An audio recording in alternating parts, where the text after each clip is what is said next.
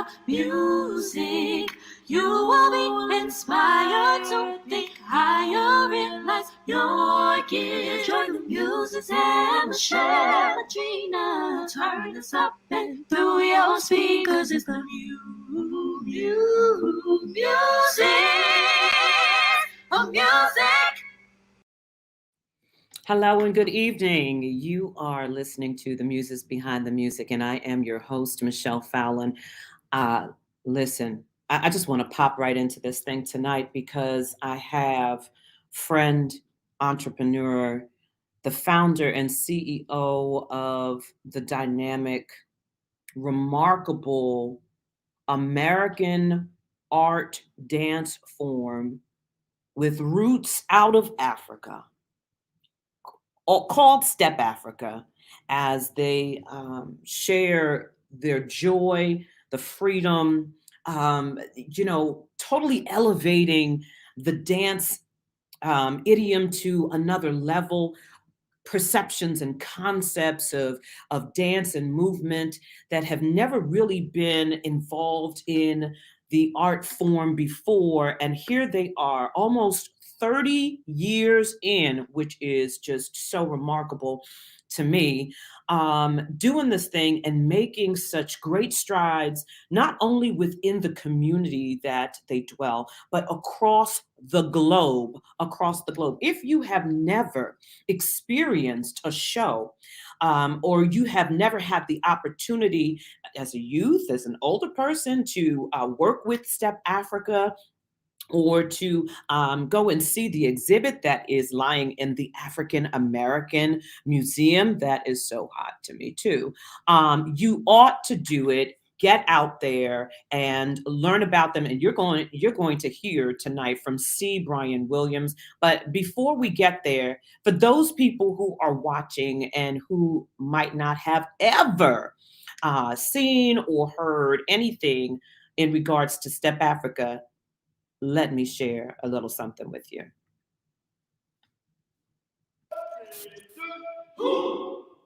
Brothers and sisters, yes. Step Afrika.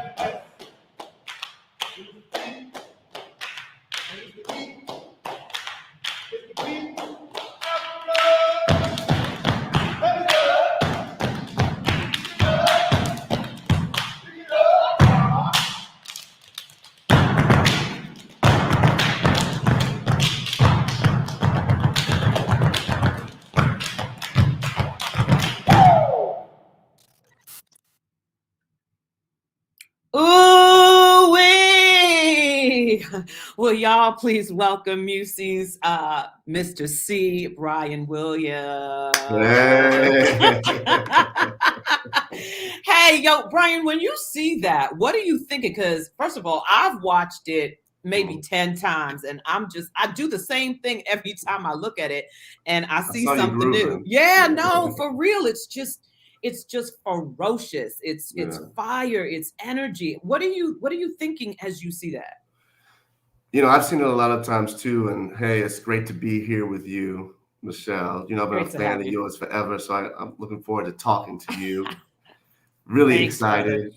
But when I see that, I think about the artist.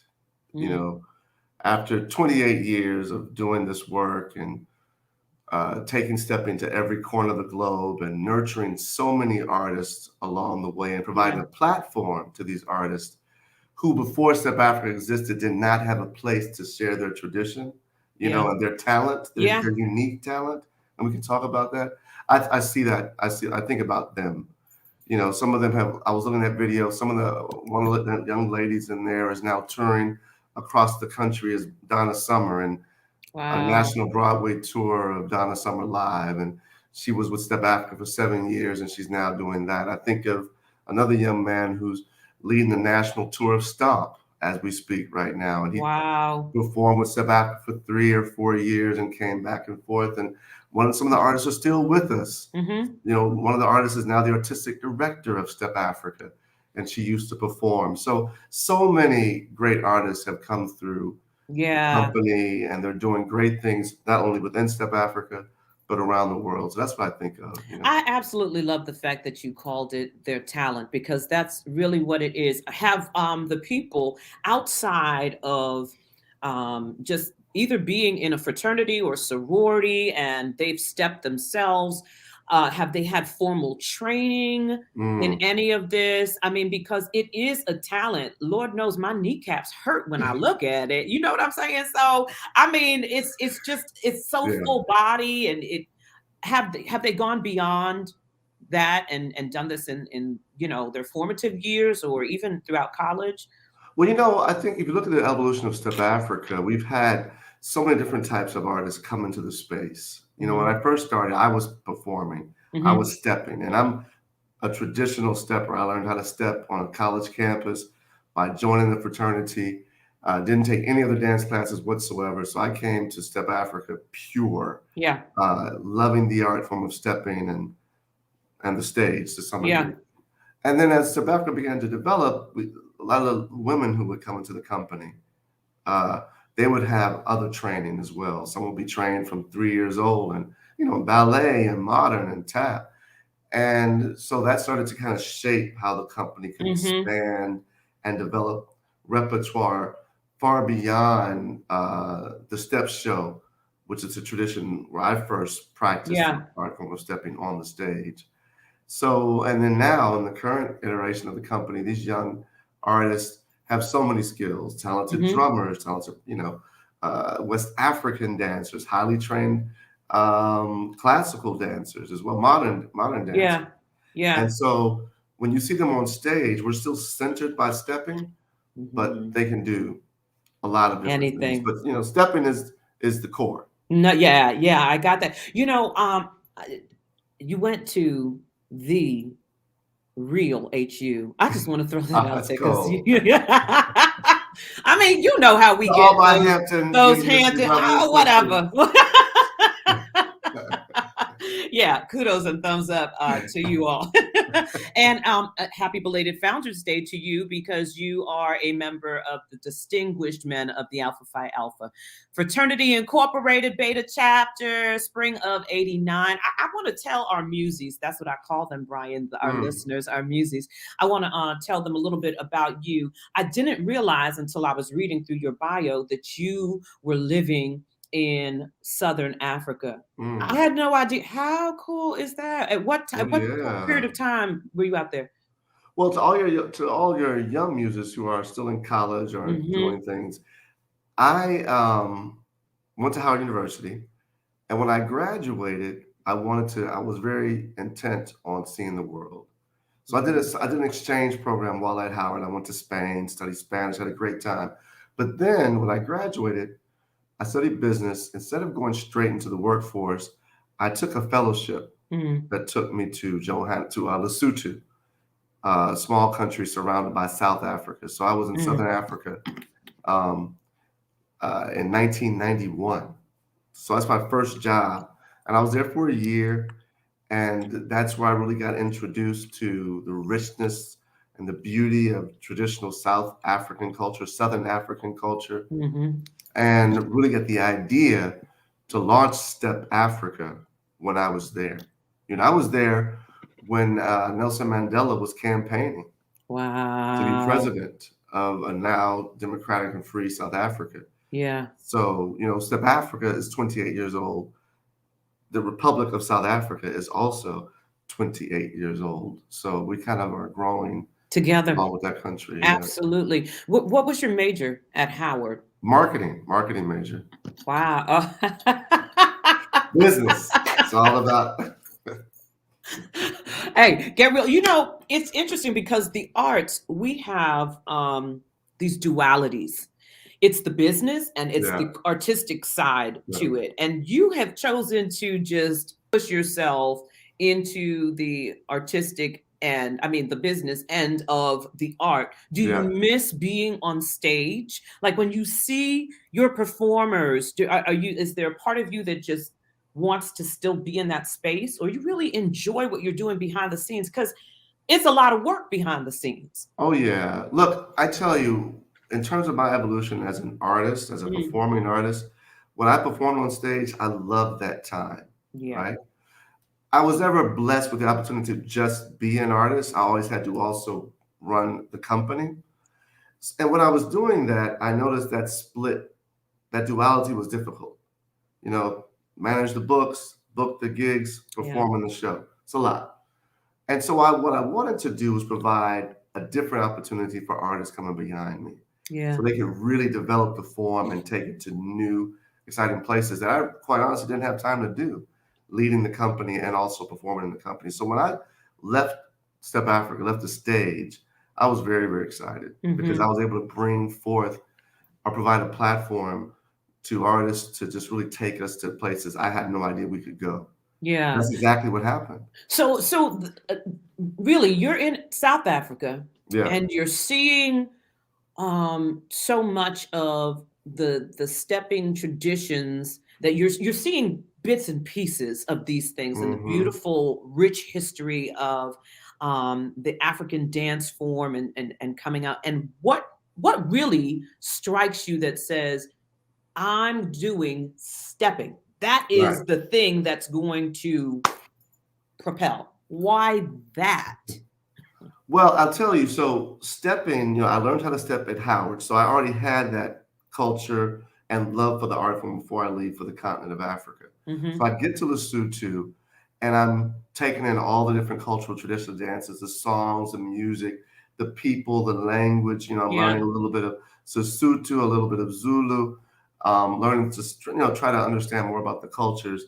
But then when I see the South African gum boot dance, which is a percussive dance created by men who worked in the mines of Southern Africa, that's when I'm like, what is this? This is fascinating. This looks so much like the art form we have in the United States, but I've never seen it before, and I've never seen the two brought together. So almost immediately, I was thinking, how could I bring the two art forms together? How could I bring stepping to Africa, Step Afrika? And the idea was also, I had a dream. I've been able to see that dream fulfilled. I wanted to tour across the continent of Africa, and now, of course, we tour all over the world. But initially, I wanted to go to the villages of Zimbabwe and Zambia and also the major cities. And we've been so blessed to do exactly that through the work of Step Afrika for 28 years. I mean, how does that feel? Really and truly, feels good. Yeah. Right. Right. Plain and simple. It does. Yeah. I mean, and what also feels is we just made a major announcement today where I will no longer be the executive director of Step Afrika. I'm the founder. I'll now be the executive producer. So for me, I'm constantly trying to create, just like I was creating when I stepped off the stage, creating opportunities for the artist. I think now I'm creating opportunities for excellent artistic administration. And Lamar Lovelace, who's been the deputy, will now be the executive director of Step Afrika. And I can't wait. It's going to be exciting to see how much better of a job he does than I have. Well, you know what? Our job is to always pass the torch. It's almost like you have to know when it is your time. And then to have somebody who will come right on in and take the ideas to the next level. Nothing is wrong with that.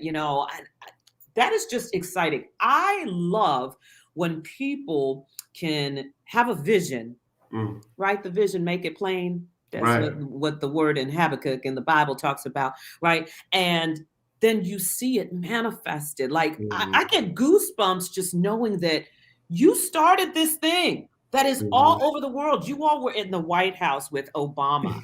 You had Yes. this vision that I'm going to be doing this. I want to show up on the East Side in this house Mhm.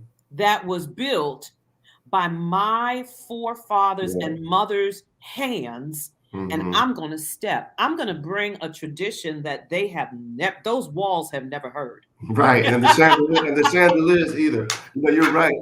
You know, and it is. I mean, and I think about the creation of that when the museum was created. Yeah. The Smithsonian Museum of African American History and Culture, and when they made that call to us to create an exhibit on the tradition of stepping and interactive. These calls just come, and you never know when they're going to come. You just have to be ready when the call is made, Ah, and you start to create yes. in that moment, and you do the Yeah. best that you can in that moment, Mm-hmm. Mm-hmm. to deliver. Mm-hmm. Mm-hmm. And it's, I will say after 28 years, there's still so many things that are possible to do, but it is, you just keep working at it. You really just Yeah. keep working at trying to get better, increase the opportunities, and most importantly, the connection with the audience. Because at the end of the day, I really am very clear that I love the relationship with an audience, and I take Absolutely. that very seriously. Do you make yourself accessible when you're speaking about the relationship with the audience, or are you referring to those who are stepping and or are you okay with embracing them and building relationship? You You mean the personally? audience and the performance? Yes, you personally. That's what Step Africa really wants to do is break that fourth wall at all time. So Mhm. whenever a lot of artists I think sometimes create just for themselves, and we create for the love of the form. Yeah. We also create for that shared experience of the theater. You know, so I'm always thinking about what it's going to be like to be in the space with people Yeah. and how they will feel and respond and try to give the artist the best chance to have the most success in that conversation as possible. I It's a was, lot of work. yeah, no, it is. I was reading this article quite some years ago, and I actually, I took this article out of a dance magazine, and it was talking about the kinetic energy that surrounds a dancer. But I gave it to all of my students at the top of the year because what I found so fascinating, well, at least for me in my interpretation, was that you have to be able to allow the audience to penetrate that bubble that you build around Yes. you. And really and truly, the people who are on stage with you, you allow them in. It's like you all are sharing this space. But to Yeah. break down that fourth wall, you said, and allow them to be a part of Yeah. it. I mean, that's what I think we do best as artists, or at least we should strive to do Hmm. as an artist, to make sure that the connection is felt throughout. Like you play a great role in the role that's going on stage, you Yeah. know? Yeah. Without question. I'm also thinking, sometimes, I think it also depends upon the art form sometimes as well. Hmm. you Hmm. know, Hmm. and Absolutely. how the artist structures their performance. Absolutely.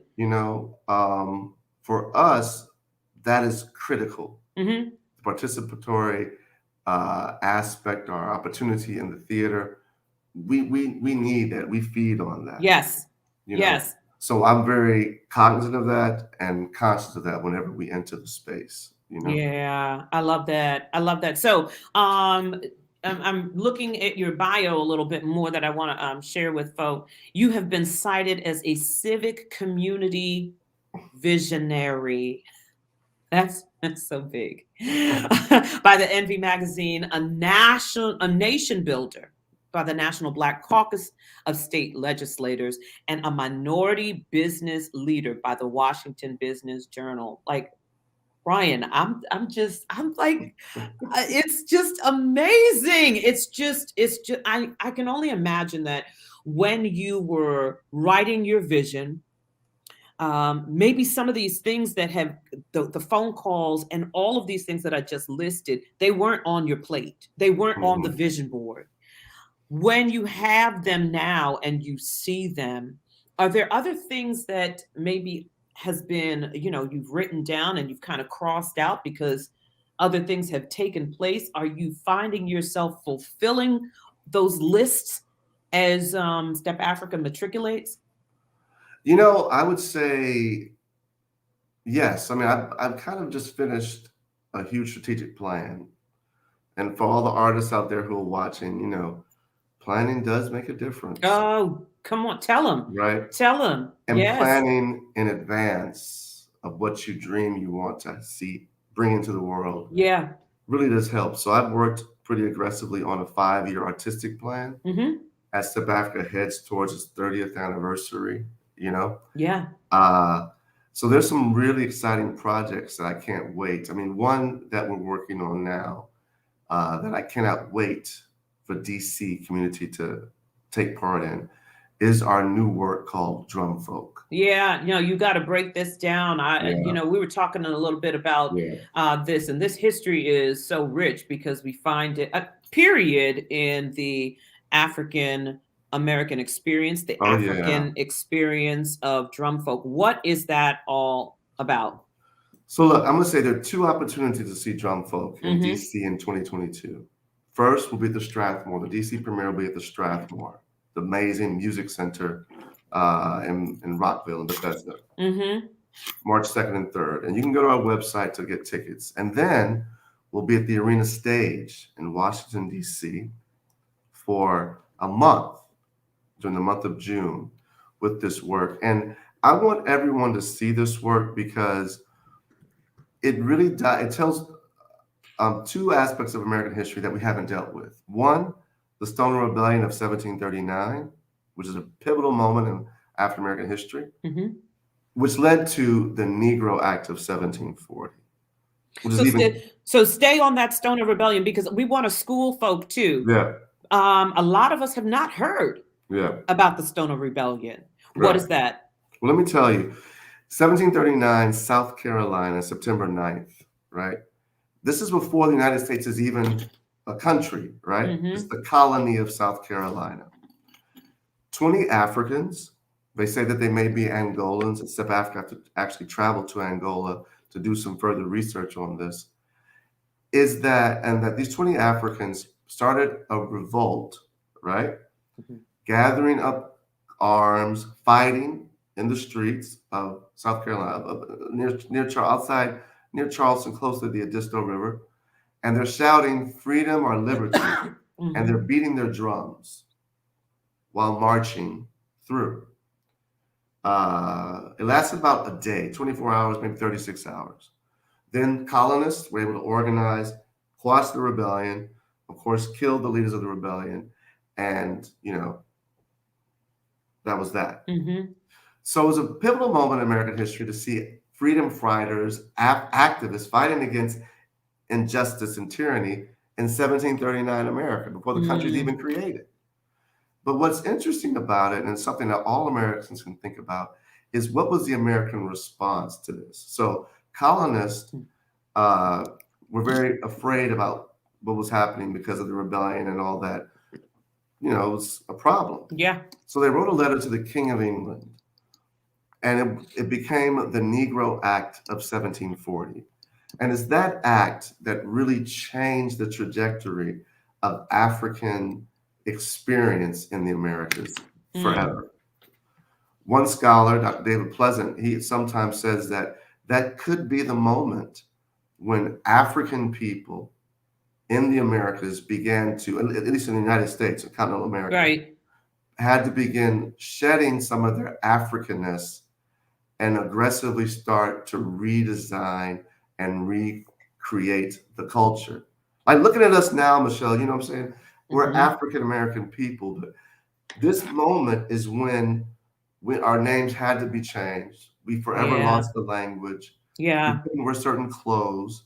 And for Step Afrika, the drum is taken away from the people. Yes. So the drum is considered an illegal instrument. So I don't want to talk too much, but that was a big moment. And we want you to talk. Talk. This work, Drum Folk, is inspired by those 2 moments in histories. And it's It's a beautiful production. It's very unique. There's nothing like it in the world, and I can't wait to share this story with people. Who directed that of the drum folk? Yeah, so it was directed by the former artistic director of Step Afrika, Jakari Sherman, Oh yeah, who you've okay. met, Yes. and has directed our last feature-length production, The Migration, Reflections on Jacob Lawrence, that we're working on bringing back as well. Mm-hmm. He directed this work, and the artists of Step Afrika really contributed to its creation. It took us about a year and a half to build the work. Wow. And I can't wait. It's toured across the country to critical acclaim. It'll be in DC, and I just can't wait for people to see it. Well, please mark me down. Mark me down as being present, and I'm going to bring a whole slew of folk Please do. to be there because especially children of the gospel, because this is crucial to our history. And what I find as an educator for the last 28, 29 years now is that we're just losing being taught, and so through the art form, since that it's so relatable, what a better way for them to be able to hear and see and to touch and to feel on what it is our ancestors have endured, the privileges we have because of what they have endured, and how it is they now can take up their own torch to be responsible and to follow through. They're so talented, not just children of the gospel, but the kids that I work with in general. And I love the fact, because I'm going into the community speech of this, I love the fact that you are so involved into the community. I'm a proponent who says your art has to speak. We're going through some hellacious moments in the country, and sometimes I think that the artists that these young people are listening today say absolutely nothing.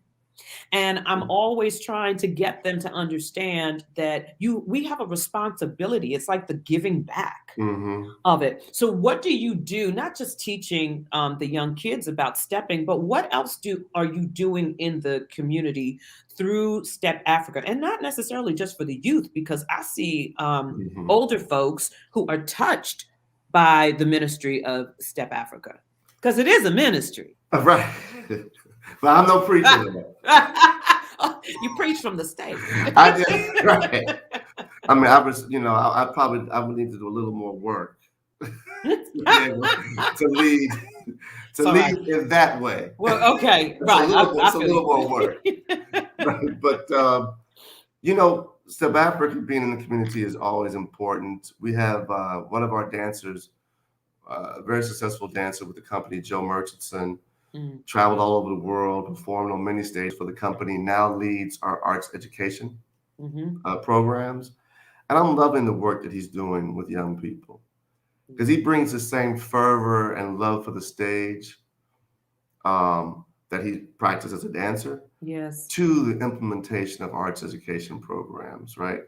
So I view every stage that Step Afrika enters as precious, as important, be it a rural school in Mississippi, a little small stage in their theater or in their multi-purpose room, to a classroom in any section of the city, no matter the environment, as really important, an important place for us to serve. Yes, absolutely. With the schools, the church community, I mean, just the community on a whole. And I think that it's crucial. I can't say it enough, that we make our presence known, and that you all are speaking directly. You're speaking and you're moving, speaking in your body directly to some of the issues that we are all facing today. And we just have to see it here and pay more attention to it, and giving solutions to it, giving answers to it. That I think that's important for us to note in the process of what happens. Are you a spiritual person? How much of who you are in that aspect do you bring into Step Afrika, and do you find that to be important? Well, I will say that my spirituality just makes me stronger. Yeah. And it centers me, like I truly do believe that all things are possible. Mm-hmm. And I believe in the beauty of another day, another opportunity. So I don't ever really get down. Mm-hmm. I feel like there's always, I think, our community and our culture is incredibly resilient. And I think I've really internalized that. A Yeah. sense of resilience, a sense of opportunity, and that there's always another chance to make it happen. And to Brian, seize the opportunity at the same time, like. yeah, seizing the opportunity. Yeah, that's important. I got to be honest though, and share with you and share with those of us who are listening and watching. Sometimes I get tired of being resilient. Mm-hmm. Yeah. It's but I realize that it's a Mm-hmm. calling, it's a blessing, and it's a curse, and you just get worn out Yeah. from that space. What do you do to rejuvenate, to Well, I will say revitalize? this. And I understand that point. I've heard that a lot. You know, why do we have to be resilient? Yeah. I'm not talking about resilience in the face of historic inequities. Mm-hmm, mm-hmm, mm-hmm, I think all that crap needs to go anyway. I don't want to mm-hmm. have to deal with that Got you. anymore. Yes. And that's what I don't even, I don't want to deal with that. Right. Now I could definitely hear, like, I have no time for racism. Who has time? It's just ridiculous. Mm-hmm. It's foolishness. I can't even really deal with that, right?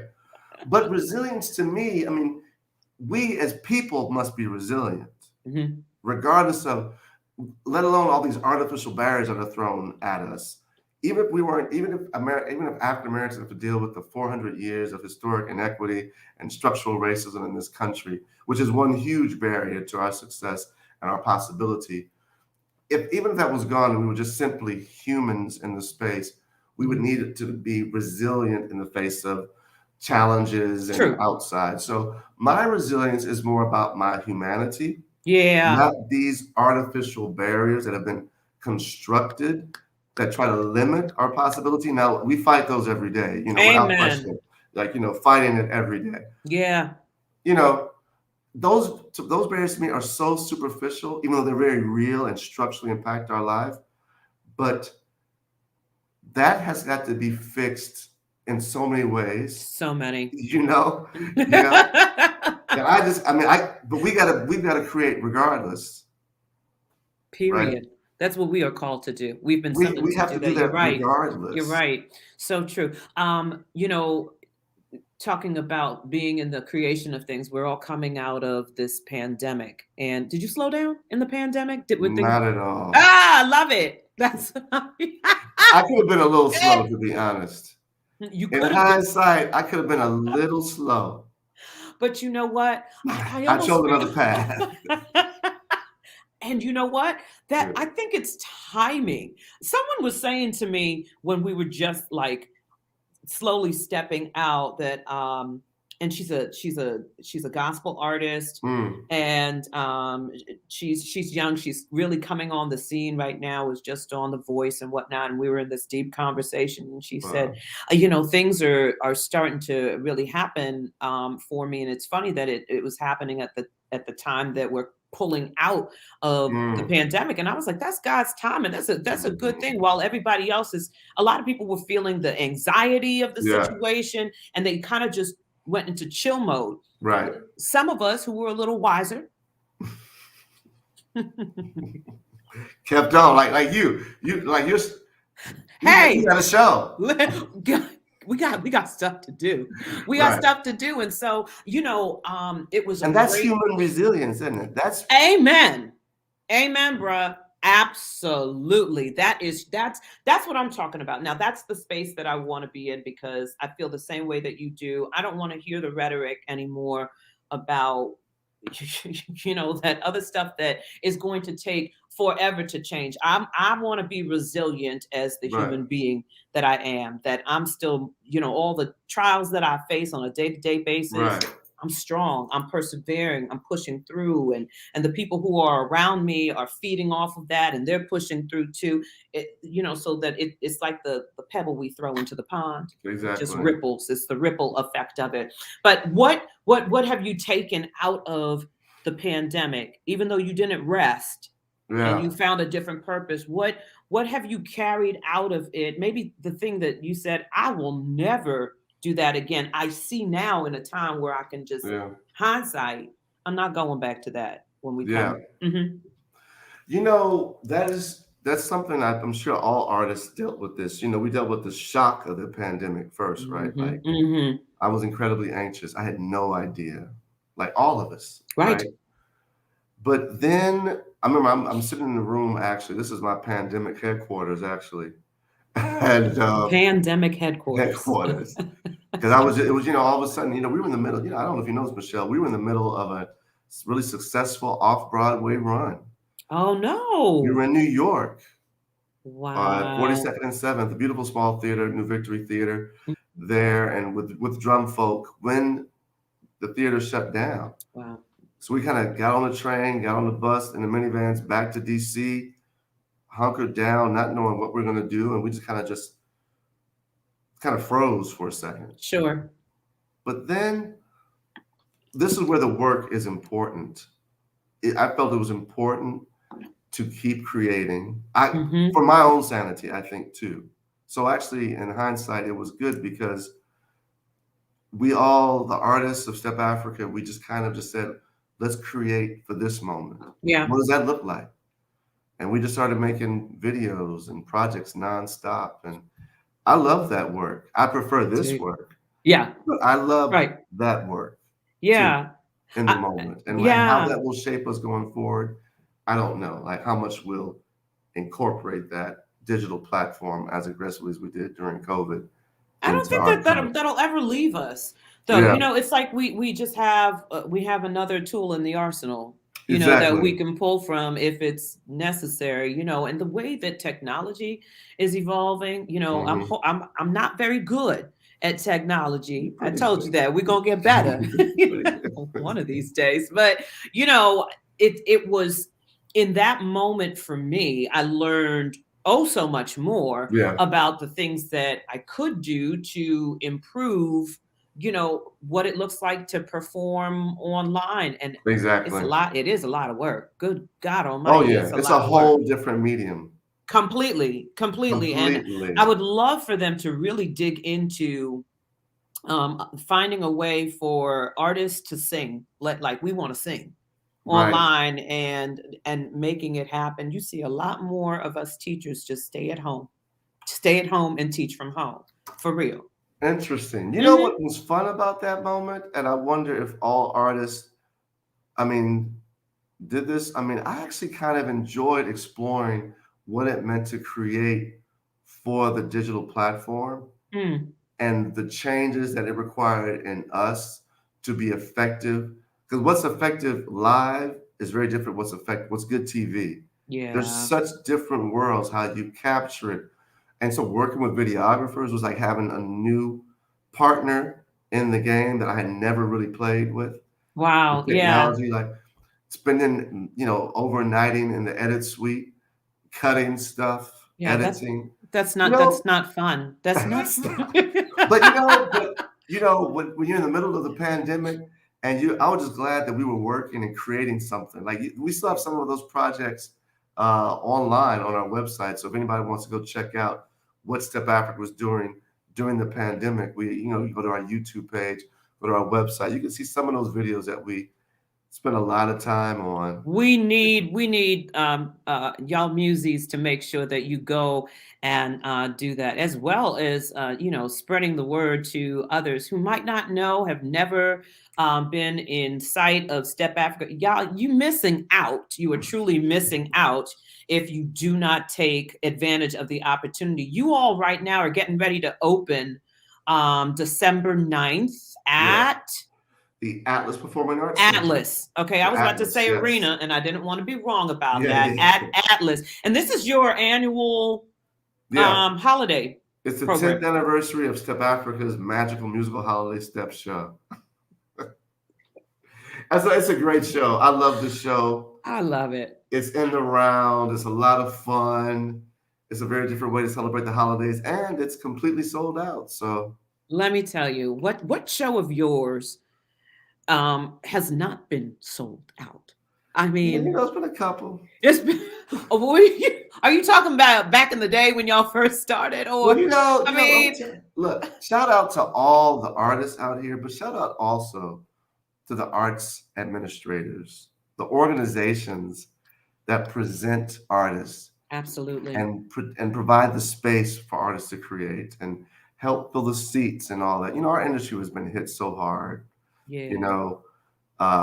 People have left the area. It's hard to find costume designers, all the tremendous ecology that supported the creation of great art. A lot of it has left. And so we're trying to pick up those pieces, bring them back into the fold so we can continue to create. Yeah. And we also need the audiences too. And we need those marketing people, development people who all, bring the community together. So for all those out there who are not just on the stage, but also working to create or to support the creative process. You I want to say thank you, Yeah, no, seriously, thank you to them, because that's another space of, where I don't want to be in, but I appreciate those who have that gifting and talent to make it happen and You push. got to. And and of course I get we also have a job. I tell the kids with COTG all the time, you are responsible as well for selling these tickets, because you're Right. in it. So you got to push and pull, and you're on social media, and you got to do what you can. An Right. easy way of marketing. Goodness gracious. I wish I had that when I was first starting in this whole performance career. Are you using social media a lot? You personally, are you doing it a lot? I'm present. Yeah, without question. I think social media, I mean, if you're an artist, you have to be on social media. Yeah. Because like you said, it's a very quick, easy way to connect with your patrons, of course, and then people who want to support you. So yeah, I've always been on it. I think we were pretty much early adopters, and then I had younger people help push me along. I'm not TikToking. I don't do all that. I mean, Step Afrika TikToks, I think, right. but I can do a good Facebook and an Instagram. That's about all I got. Listen, But, what you let's stick to our lane and let them Right. do whatever it is. Speaking of which, I want to congratulate you on the work with CTOG. I ran into one of your alum recently, and I see them around. And I love those young people. Yeah, I do too. And I love really those do. who used to come to CTOG and then come to do Summer Steps with Step Afrika, especially when we were with Washington Performing Arts and that amazing partnership we had with them to create that summer camp. We put so many great collaborations that have helped Step Afrika build. Washington Performing Arts was a big part of our development and so critical to us and our work here in DC. Well, that's how I learned about you. Thank you, Jenny. Yes. Thank you, Jenny. Samantha, Michelle, all of them. Kathy, Miss Kathy. Absolutely. I'll tell you something, as we are getting, I didn't realize that our anniversaries are close to one another. So, COTG turns 30 in 2023. Wow. And you all turn 30 in 2024. So that sounds to me like a collaboration between the two of us to make some great things happen, because we've done some things in the past with Step Afrika, and what a dynamic way we made some magic. Yes, we have, and let's make some bigger magic in the future to come. Brian, what's a pet peeve of yours? Hypocrisy. I don't like it. I don't understand it. I love that you said I don't understand. I don't like it. I don't like people who say, it's just too much. I don't get it. I really don't understand it. Yes. Or when a public official speaks out against something but practices it, remember like Strom Thurmond? That dude back in the day? Yes, I do. Such supposed to be a vehement racist, but then he is the father of a child. I'm like, come on, man. I don't get that. And we have so many examples of that. We do. I can't take it. We do. I'm with you on that. I would just rather you say nothing. just be quiet. Just absolutely. Just don't even. Just be still about it. You're so right about that. I just love how you just said it immediately. Hypocrisy, because I thought it doesn't even make any sense. It really and truly doesn't. Someone had just mentioned about the fact that we did Wade in the Water together. Yeah. And it was just awesome. It was dynamic. And I'm so grateful to you for being able to be a part of the Muses Behind the Music tonight, to sharing. A lot of people, I try to get philanthropists to understand this one notion here. I want you to know what happens behind the scenes and not just what you see on stage. You know what I'm saying? Because then you think it's all gravy all the time. And there's so much blood and sweat that goes into tears, a lot of tears, and a lot of sometimes it can be discouraging and frustrating, all the words. Everything. And you just, some things aren't clicking, and right before a show, something tragic happens, and and I just want them to know that it is folk like you who's sitting there burning the midnight oil and trying to make sure that the people who experience Step Afrika are walking away feeling another level of enlightenment and encouragement and joy and happiness, and that they feel like they can go out here and do the daggone thing. Exactly. And at the end of the day, to bring some joy. Yes. Yeah. Into absolutely. the space, into the life. I mean, it's a tall order that we artists undertake with live performance, Absolutely. It really, really is. And it's a huge process. So I really respect anyone who dives into that process. Yeah. And all that work it takes to bring a show to the stage.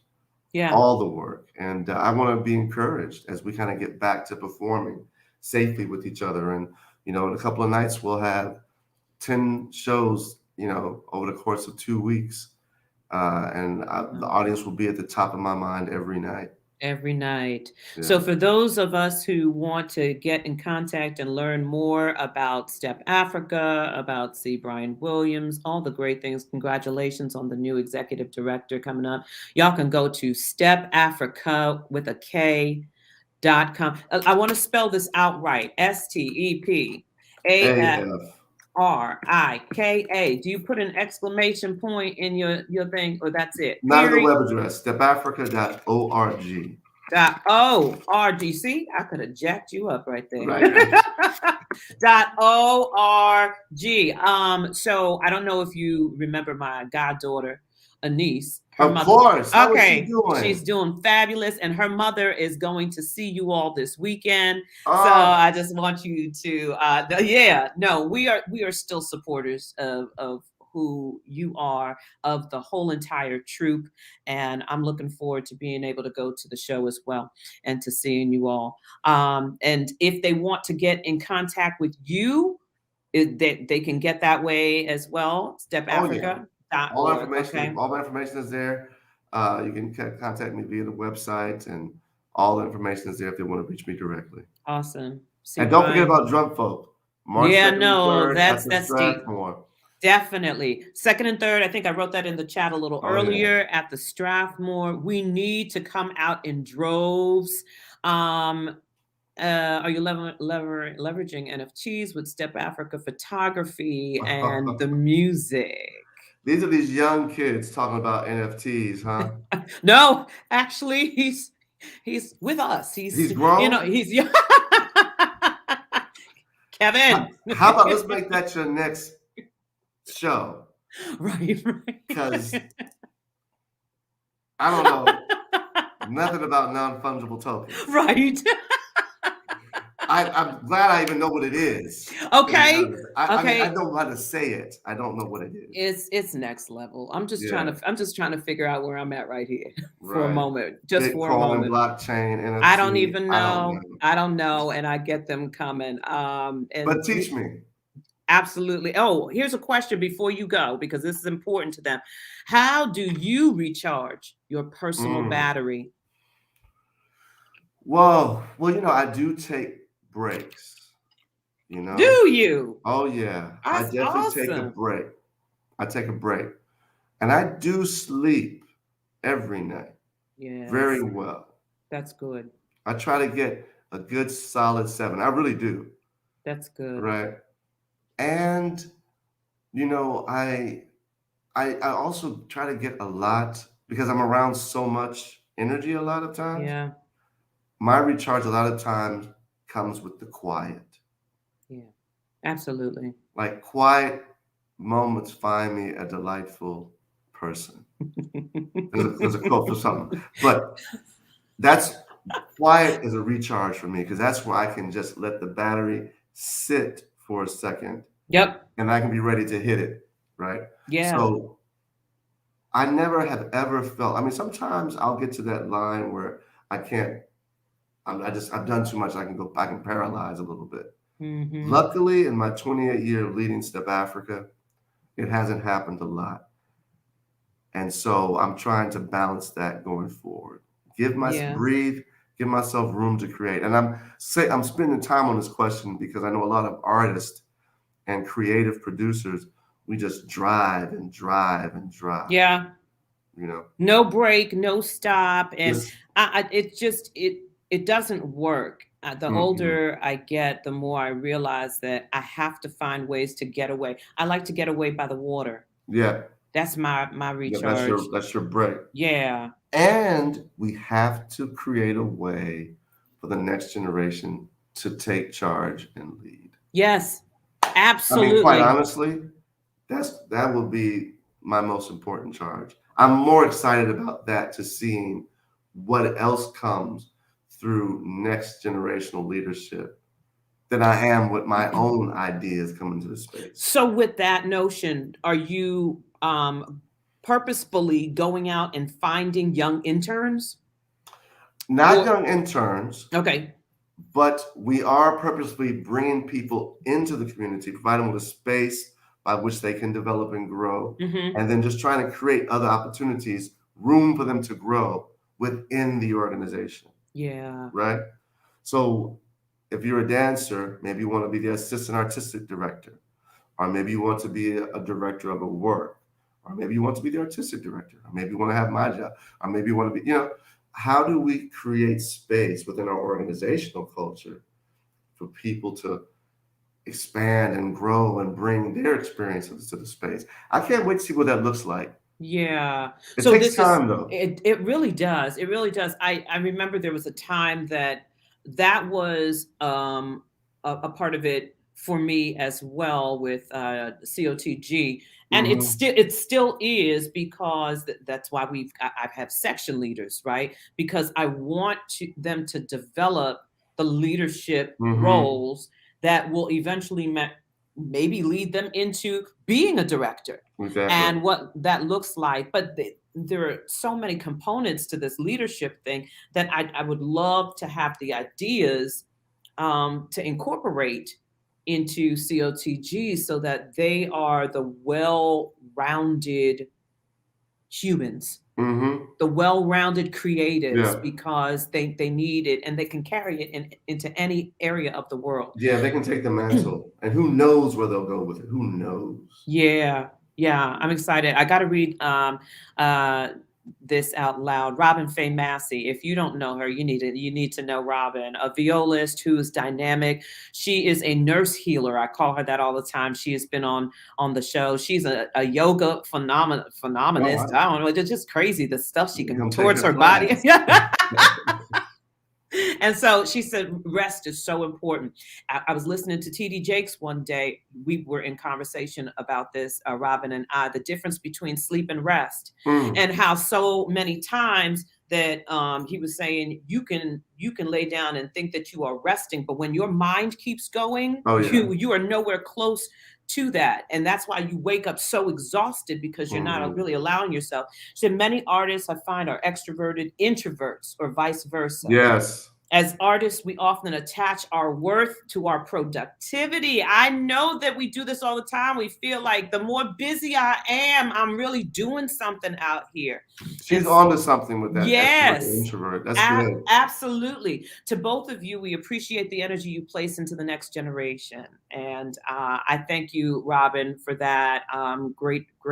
Grateful for your comments, and just keep praying and sending the positive thoughts, because we need the encouragement and the upliftment as we're doing this. And you're doing it too. So many awesome muses that are out here in this world.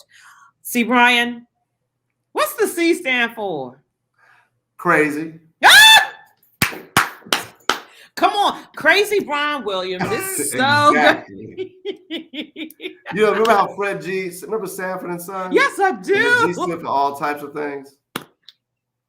I'm gonna leave it Leave that.